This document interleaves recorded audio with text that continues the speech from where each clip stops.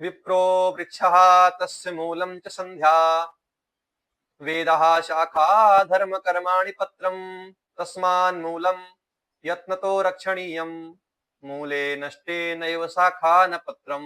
ब्राह्मण वृक्ष है और जो उसका मूल है वह संध्या है। जो अन्य धर्म कर्म है वो पत्तों के समान है। इसलिए मूल की रक्षा सब प्रकार से करनी चाहिए, क्योंकि यदि मूल ही नष्ट होता है तो वृक्ष तो स्वतः ही नष्ट हो जाएगा। सम्यक ध्यायते इति संध्या। संध्या जो है यह ब्राह्मण को और द्विज मात्र को निश्चित रूप से करनी चाहिए। जो उपवीति हैं उनके लिए संध्या का विधान किया गया है, उनको निश्चित रूप से संध्या करनी चाहिए। संध्या में मुख्य रूप से आचमन, प्राणायाम और सूर्यार्घ तथा जप यह मुख्य होता है। किंतु इस समय बहुत सारे लोग भ्रमित हो जाते हैं। एक वैदिक संध्या करके आर्य समाज के द्वारा प्रकाशित पुस्तक जिसमें सबसे ऊपर लिखा होता है वैदिक संध्या, तो इसको लेकर के बहुत सारे लोग भ्रमित हो जाते हैं और इसे खरीद लेते हैं, जबकि यह संध्या पूर्ण रूप से अवैदिक है। जैसा कि मैंने पूर्व में बताया कि संध्या में आचमन, प्राणायाम, सूर्यार्घ और गायत्री जप यह मुख्य होता है और बिना जल के संध्या नहीं होती है।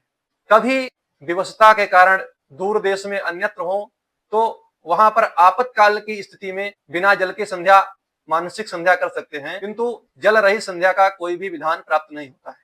किंतु जो यह संध्या वैदिक संध्या जिसका टाइटल है, यह पूर्ण रूप से अवैदिक और बिना जल के संध्या है।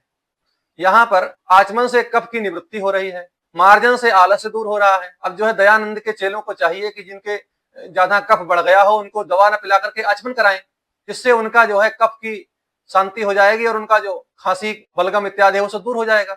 उसी प्रकार आलस्य जिनको व्याप्त हो रहा है उनके ऊपर मार्जन कर दिया करें। तो वहां स्नान करने को लिख रखे, स्नान करके संध्या करें। तो फिर जब आलस्य दूर हो जाता है तो उसी प्रकार मार्जन से आलस्य दूर कर रहे हैं, तो उसका जो नियम है पूर्णतया विखंडित है। आप सुनिए, उसमें आगे सन्नो देवी रविष्ठय आपो भवन्तु पीतये संजोरे स्रवंतना से आचमन हो जाता है।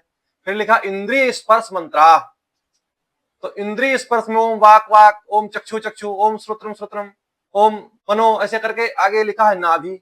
अब हमको यह समझ में नहीं आता है कि नाभि कौन सी इंद्री है। अगर नाभि इंद्री नहीं है तो उसके ऊपर जो लिखा हुआ है बिंदु इंद्रिय स्पर्श मंत्र वो गलत है। यदि नाभि इंद्री है तो फिर अन्य जगह जो ज्ञानेंद्रियां कर्मेंद्रियां प्राप्त होती है वो लोग गलत है। तो यह थोड़ा मुझे संशयास्पद लगा। तो ऐसे ही जो भ्रमपूर्ण विधि है यह पूर्ण रूप से अवैधिक है। इसको न करके जो गीता प्रेस के द्वारा प्रकाशित है नित्य कर्म पूजा प्रकाश में जो संध्या की विधि लिखी है पूर्णतया यह स्पष्ट और शुद्ध है, इसका ग्रहण कर सकते हैं। फिर ये